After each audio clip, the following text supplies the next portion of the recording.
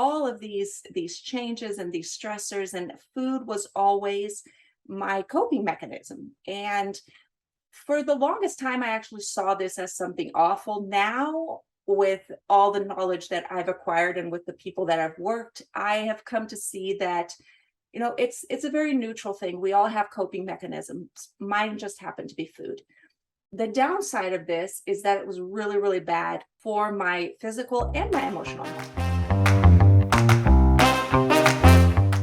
Hello, and welcome to the Core Podcast. We're your hosts, Aline and Shannon Polson. I'm a precision nutrition certified coach. And I'm a NASM certified personal trainer for over 13 years.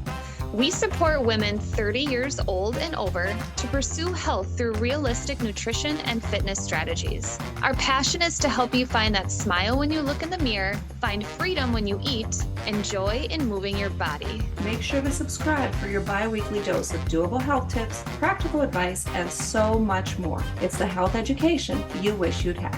Hello and welcome. Today in the Core Podcast, we are switching things around just a little bit. So I am going to interview Aline, and we are going to get to know her just a little bit better. So Aline, hello, how are you today? Doing well, just try not to talk too much today. That's okay. That's okay. So if you've listened to when Aline interviewed me, we kind of introduced ourselves as not ever meeting each other in person before. So we have never had a coffee date. We've never had a lunch date. We've never dug deeper into the nitty-gritty of our lives. So this is not only fun for you guys as an audience to get to know us a little bit better, but kind of fun for us too, because it just lets us understand each other's story a little bit better. Yes. And whenever we do meet in person, I can guarantee that there will be pizza and chocolate. Yes, because those are the two foods that Aline and I like the best. Yes. Carbs and chocolate. Well, I'm okay with the pizza, but we have to have chocolate, and you're okay with chocolate and you need pizza. So there you go. There you have it. Yeah. We'll either begin or end our lunch date with a hike just to feel a little bit better about ourselves. Well, we've never worked out together, so that's true. That's true. Okay, so I'm just going to start this interview out with the big bad question, the broad question that could lead us to so many different directions of our lives. But what path led you to where you are today? All right. Yes, that's definitely a loaded question. And I will try to go only on one avenue for this, because like you said, there's a lot of things go into why we make the decisions we make and the paths we take. I am a serial entrepreneur. I discovered very soon that I cannot work in an office. When I've done all sorts of office work, office management. I worked for different non-for-profits, and I worked at a massive bank in the headquarters for a while. And that was the big wake-up call for me for a few things. It really showed me that life, the 9 to 5 grind in the office, was not for me. After I started developing, I never had this before, I started developing a lot of stomach pain. Like I would feel, it wasn't heartburn, it was just like this, it was just this really bad pain, and I was stressed all the time. And I got to a point where I said, I'm not doing this, I can't do this anymore. So I've had a few businesses. I've been a translator for many, many years. This is still something that I do a little bit of. I've tapered out a lot in that. It used to be a full-time job, and now I got to a point where I had translated everything that I felt that I could. I've done books, I've done love letters, I've done John Deere farming equipment manuals. So I've translated everything. So I got to a point where I just felt like, okay, I've gone through everything that I could in this field. So now I very rarely do that. And as a hobby, years and years ago, I started a photography business, which I loved. It was very interesting. And I did that a lot, to the point where my husband quit his job and went to work with me full time in the photography business. And we got pregnant, we had our son, we soon decided to have another, and then came our daughter. And that's when I got to the point where it was several shoots a week, several events, several all kinds of, I mostly worked with pregnancies and families, and it got to a point where I was completely burned out. I had no creativity in me anymore for this business.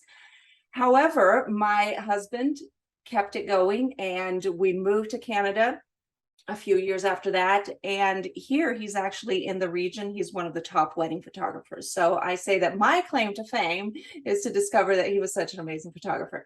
Now, why all this matters to where I am today is because a thread in all of this was that since a very young age, food has been a reward system for me. The way I was raised, something great happened. What do you want for lunch? Or where do you want to eat? Or what food do you want? Something bad happened. Oh, you're upset. Like, what would you like to eat to feel better?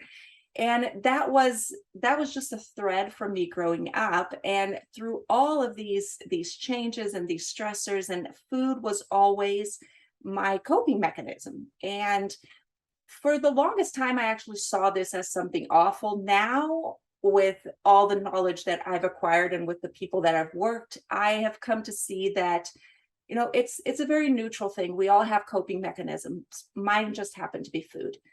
The downside of this is that it was really, really bad for my physical and my emotional health. So I got to my heaviest weight a few years before getting pregnant.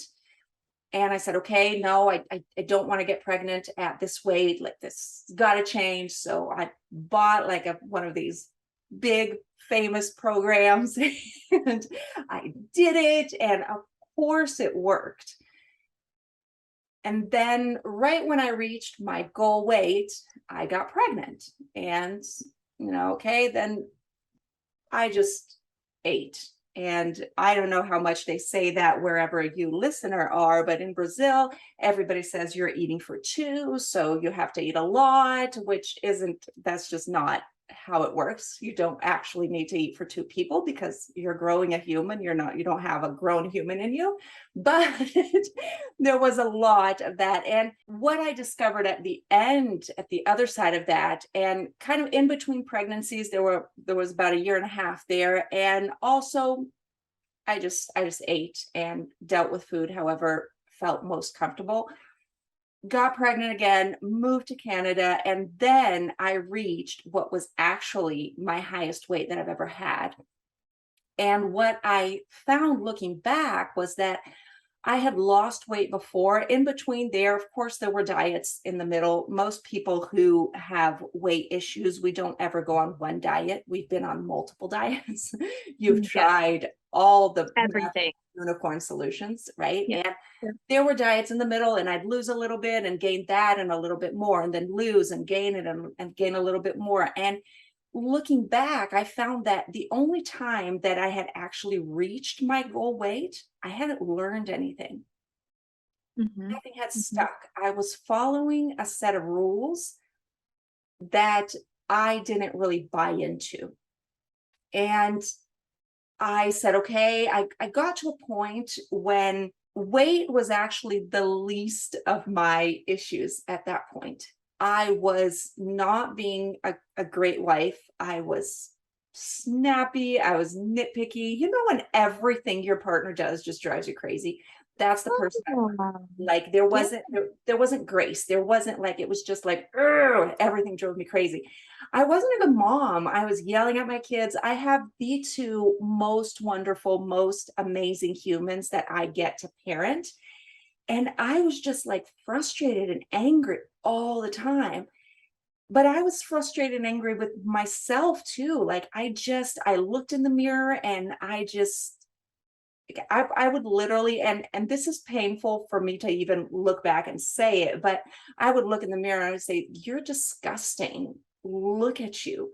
How dare you leave the house looking like that? What's wrong with you?" And then I'd go and I'd grab a chocolate bar or an ice cream or whatever it was, and I just binge on that thing, all the while, every single bite just saying, "You shouldn't be doing this. How dare you? You're an awful person.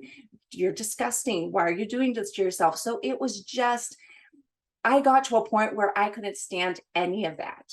And I said, okay, something's got to give. Something's got to change. And then it was, there's no way to sugarcoat this. It was a lot of work. It was a Mhm. lot Mhm.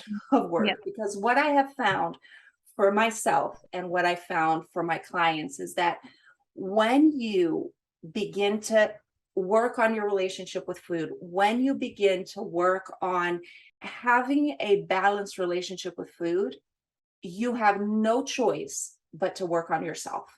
You have no choice but to work on your values, to work on what you really want or don't want for yourself, because food is such a coping mechanism for anybody who struggles with weight. We have to look at things that go deeper than the food. We have to look at why we're using food. And that takes work. And it was a lot of work. And as I got better and as I learned and as I worked through so many issues, and then, it changed my parenting, it changed my marriage, it changed my friendships, it changed how I looked at myself. Also, my frustration with the nutrition industry Mm. skyrocketed. It just, Mhm. because, it started out where I was, and please don't do this. And if you have, try to delete it from your brain. I was watching all those Netflix documentaries and I was listening to all the famous people online. And the more I started digging, and I'm a curious person, I always did really well at school. I like to go beyond just the information you're giving me. So just telling me something, that's not enough for me. I want to know why you're saying that. And as I started digging, I started learning just how sick this industry is Mhm. and just how fear-based it is, where so many of these things that are paraded around as truth, they're just a prison of fear for people, and just these rigid, strict rules. And I had already done that.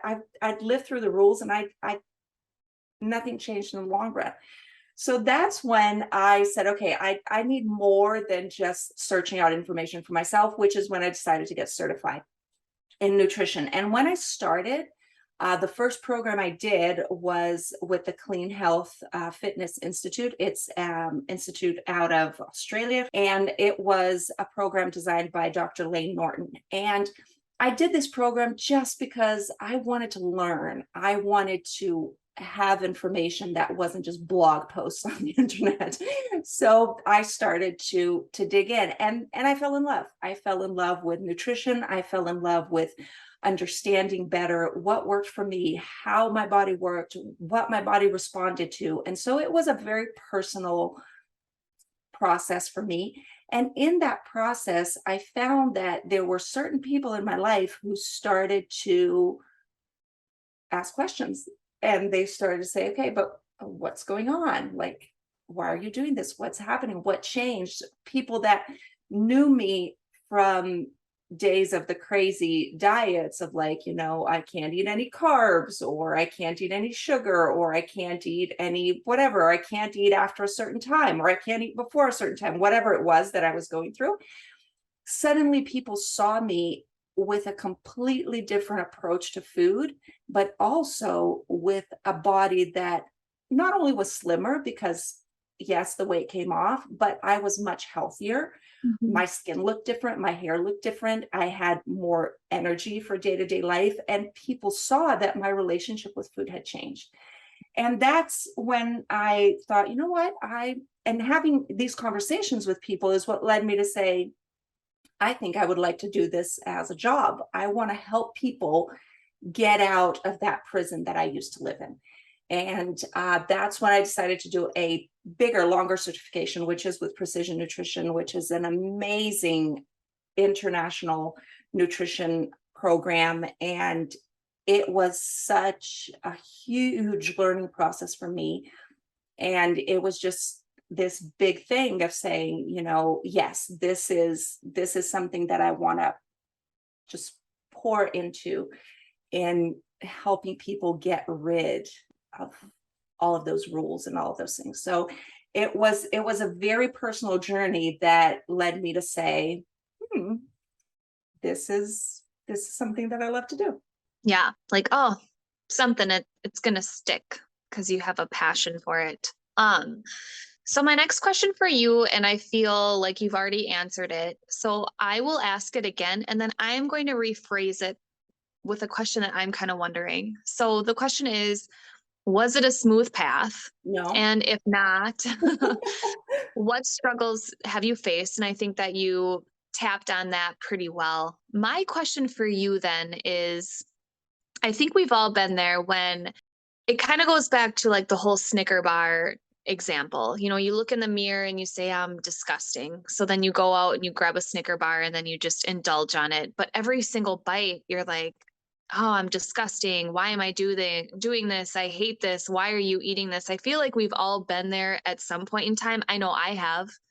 Back in my 20s, a lot of times, every single bite that I would take that was quote unquote unhealthy food, I had those nasty thoughts. Yeah. And same with exercise. I exercise to fit into a smaller pair of jeans, not to create a healthy body that, worked for me every day. So for me, it's been work. For me, it's still work every single day, every single hour, sometimes every single minute. So my question for you is, where you are now from where you were, is it still work for you? Yes, I think that I love this quote. I have no idea who said this. I had a friend say this to me once, but he said, the problem is never what you don't know. The problem is what you know for sure, but you're wrong. And there's a lot of things that we know for sure when it comes to health, and we are absolutely 100% wrong. So for me, I would say that initially the biggest struggle I faced was the struggle of unlearning, of questioning these things that come to us as absolutes. And in the field of nutrition is a very new science still. It's not something that we have that much information on. We are still studying, we're still discovering. There's so much that we don't know. And so many people in this industry, they would like you to believe that there are absolutes. There are very few absolutes in nutrition. So that was a first struggle for me. And it's a struggle that I still face sometimes because it was some of these things were so ingrained that it's still hard sometimes to just take a step back. And to give you a practical example is the week before my period, I am hungrier. Now, this isn't just me. This is true for most women. You're hungrier, and you're hungrier for comfort food, whatever that means for you. So I have a sweet tooth. It takes an inordinate amount of sugar for me to start feeling bad or unwell, like physically. And the week before my period, not only am I hungrier, not only am I more sluggish, not only do my workouts, I don't have the same energy for them, but I want a lot of chocolate. I want a lot of sugar. That's something that I crave. And it took me a long time to understand that there's nothing wrong with that. That is, being a woman sometimes sucks. No, girl. Right? Because Yeah. like we have this everything changes from one week to the other, right? Oh, It took yeah. me such a long time to accept, like, that's okay. Yeah. And then to accept, yes, I can eat more of certain things during this week without telling myself that I'm bad, that I'm nasty, that I'm disgusting, or that I'm going to lose all my progress. That I can dial down a little bit on my workouts because I just don't have the physical strength during those days to push us hard. So those are things that are so ingrained in us. The lies, they are so, like, we've told ourselves these lies for so long that it's really hard to break free of them. So yes, and I would say that it feels really good, not just for myself, but because whenever I work with clients, I understand so deeply what it is that they're going through, that whenever these wins happen for me, I have these moments of going like, yes, I went on vacation and I didn't freak out. Like, it Yeah. was all eating out and I was okay. And, you know, the scale went up 2 pounds. Huh, who cares? I'm going to poop it out in a day or two. Right. So, Yep. for me, that's a big win, but also like it's such a feeling of accomplishment to hear other women saying the same thing, right? Like to just hear that freedom. And Mhm. so it's still a struggle. I feel like whatever it is that we are working on as humans, whatever we really need to work on, we're going to be working on forever. Yep. But it's not that it gets easier. It's just that I have better tools. I know more. I'm much more stronger emotionally and mentally and physically Mhm. to deal with these things. So I still struggle. The struggle just isn't as hard anymore. Yes, I love that answer, and I feel so many people can relate to that answer and or are looking to achieve that answer. One day they want to be able to say that they have that freedom emotionally, mentally, and physically. They have that freedom. All right. Who is your target audience? So who are you trying to help?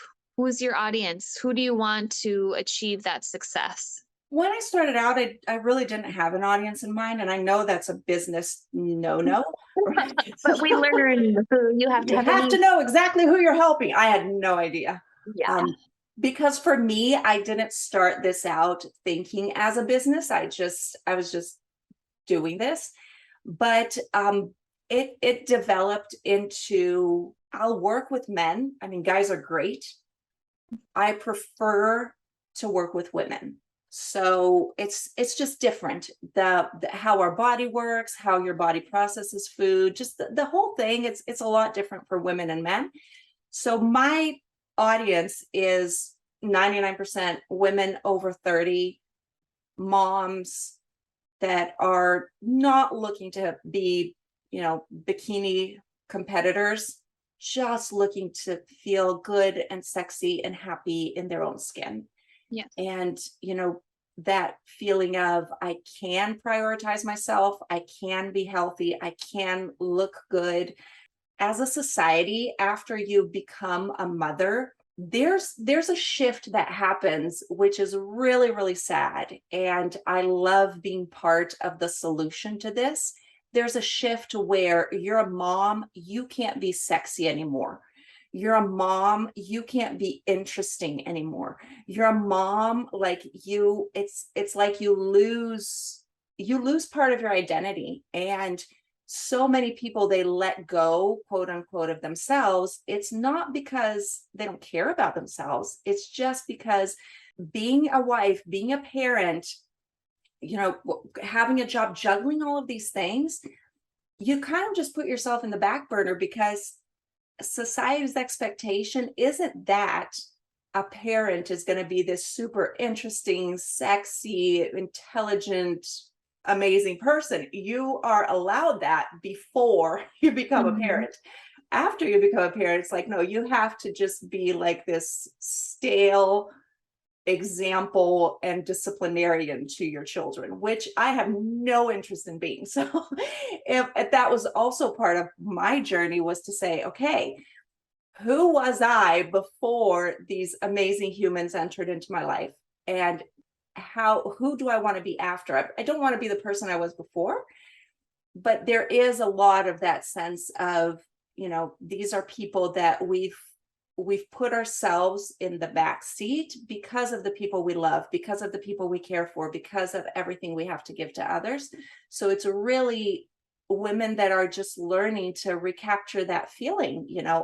I can look in the mirror and feel happy. I can feel sexy. I don't have to be embarrassed to, be intimate with my partner, whatever it is, because that happens a lot. It happens. And if that's something that you as a listener have felt or do feel, I can tell you that it happens a lot more than you would imagine, that women just get to a point after certain milestones in life that they just feel undeserving, and they feel like they can't find that person again. And so Mhm. it's much easier to just let go and just say, well, I don't care.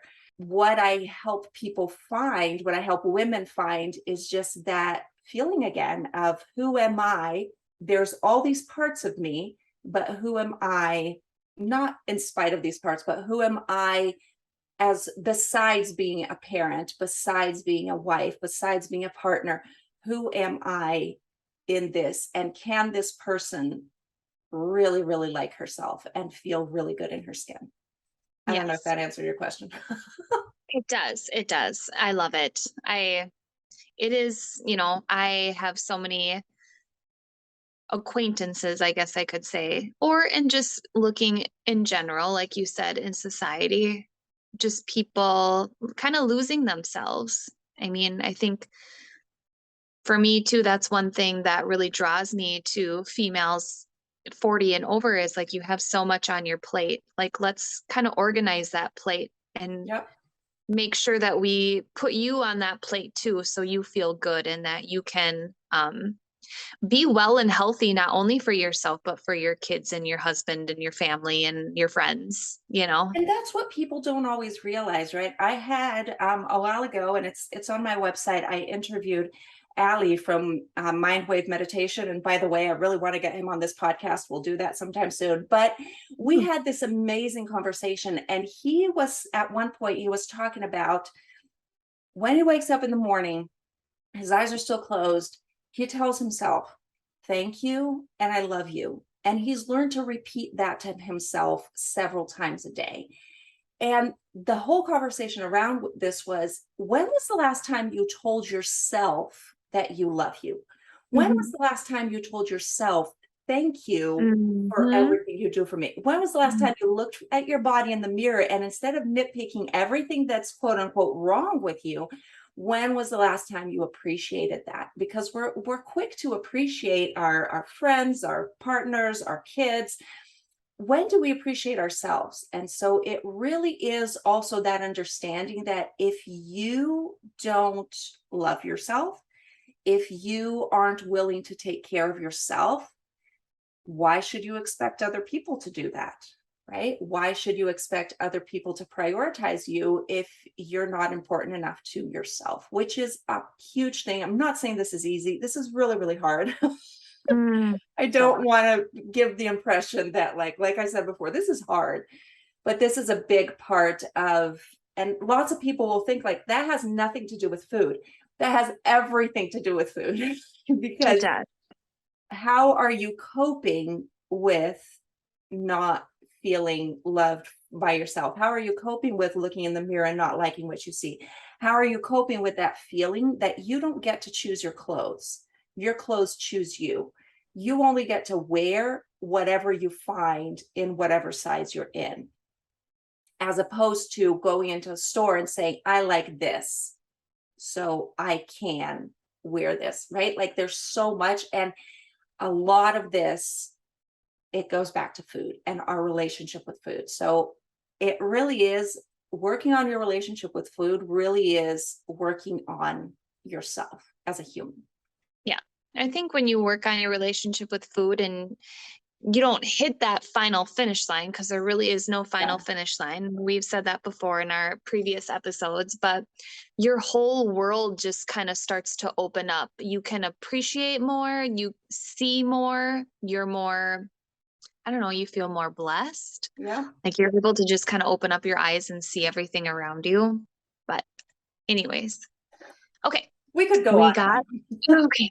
All right. I'm like, oh, okay, and moving on. and on. Here, okay, so we just went over who your target audience was, and I think that you have a great great target audience. And I think it's a lot of those females out there are looking for that freedom, like we kind of chatted about. So, what services then do you offer? So I offer nutrition coaching, and I often joke that that is the best way to tell people what I don't do. Because when we think about nutrition coaching, people think about a specific diet or a list of foods or a certain calorie target or whatever it is. And that is not what I do. So when I say that I offer nutrition coaching, I have two programs, either a monthly program or a weekly program. This only means that we chat face to face or via Zoom once a month or once a week. And what we do is figure out what works for you. So my work is about, I don't give you a list of foods. I don't tell you what you can or can't eat. I don't say that this food is slimming and this food is fattening, like none of that stuff. There Right. isn't a specific amount of meals or a specific time of day. It's really about figuring out, number one, where do you want to go? What is your ultimate goal that you want to reach once and for all? Number two, what's the best way to get you there? Not Karen, right? Not Mary. Mhm. What's the best way to get you there? And most importantly, how do you not go back? Once Yeah. you've reached that, how do you not go back? And that for me is a big part, because we have all lost weight. Every single person that's listening to this podcast, every single person that's had an issue with weight, you've lost weight. Losing weight isn't the issue. It is not gaining it back that Mhm. trips us up. And that is a big, big, big thing for me, is that I want to let you go. I want to set you free. And I don't want you to have to come back and say, hey, that didn't work. Do you have a different list? Nope, there is no list. Yep. Right. Exactly. So that's what I do. Yep. 100%. I love that. Okay. So, what advice do you have for anyone that's either in the pre contemplation phase, as far as just getting on track with a healthier eating pattern or routine? Maybe they're already in that contemplation phase or the action phase where they're working on it, but they're just not quite there. Any advice that you have for this type of audience? I would say that there are a few things that you can do. Like you mentioned, we've always said that there are no finish lines. There are only wins, and there are a few wins that you can have. I would say that maybe a really, really big one is have one meal where you win. I like it to be breakfast. I think that if you can start your day with a breakfast that you feel was a big win, you feel that it was a breakfast that satisfied you, you feel it was a breakfast that was really healthy for you. And different people define this differently, but it really is something that it's filling for you, and you you feel good after it. It's a healthy breakfast that gave you the nutrition that you needed, that gave you the satisfaction that you needed. Starting with a good breakfast, if you start with that win, you're setting yourself up for other meals.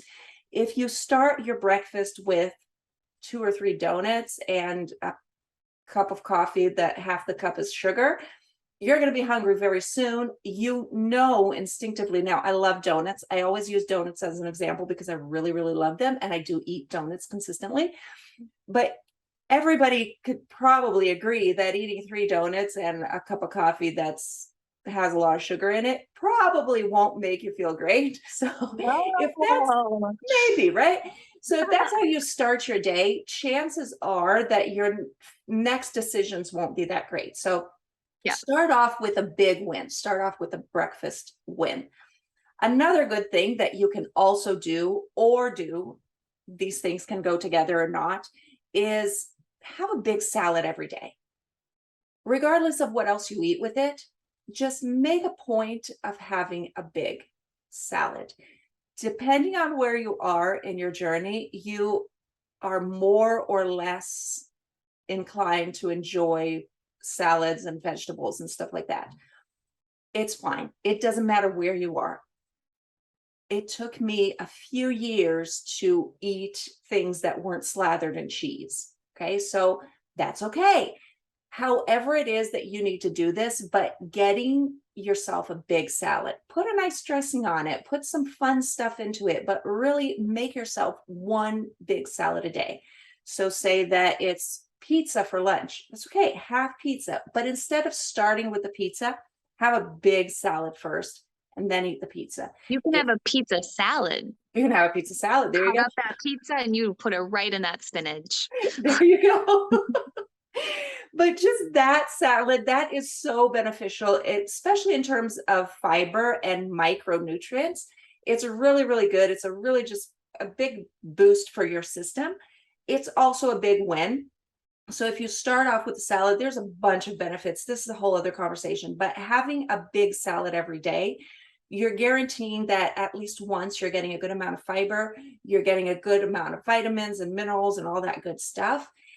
And it's a win. Like it's a win that helps you choose other things. And maybe a more amazing or interesting, whatever you want to call it, one is that by starting off with a salad, or maybe if it's breakfast, you start out with an apple or whatever it is, these things actually curb your hunger for whatever else you're eating. Now, this is well documented, this is well studied, this isn't a gimmick.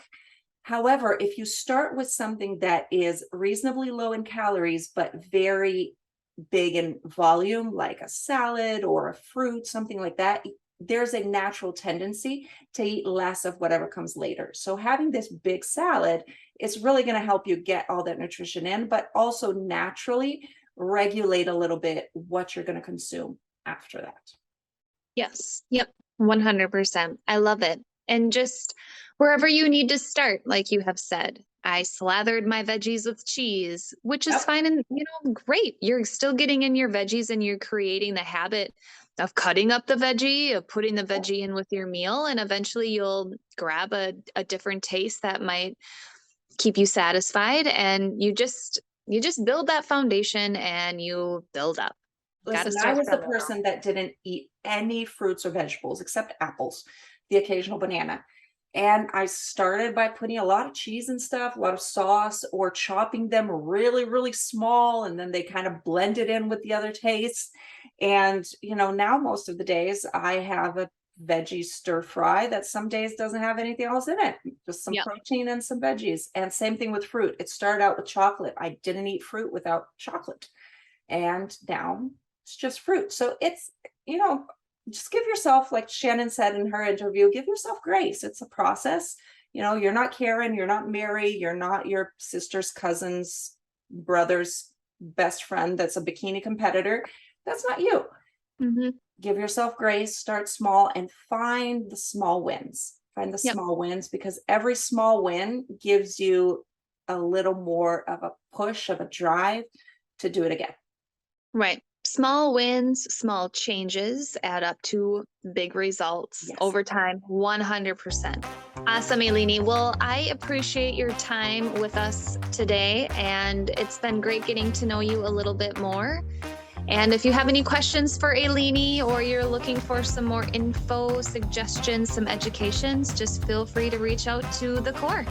Yes. All right. So I'd like to let you know that our next episode is about one more day, just how to use the power of one more day to kickstart your fitness and results. We'll see you then.